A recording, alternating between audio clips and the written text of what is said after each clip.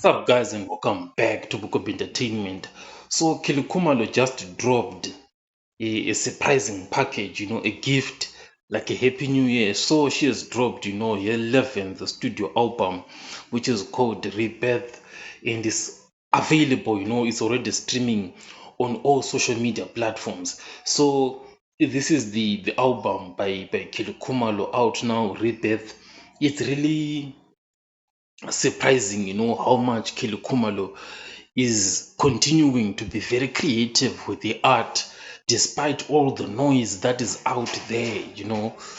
So when it comes to the creative world of music and filming, etc., when there is a lot of noise in your life, continuing to be dropping such creative art, I even saw the album on YouTube. It's really amazing what Kilikumalo is doing. So this is the gift from Kilikumalo for the new year. I'll catch you guys on the next one.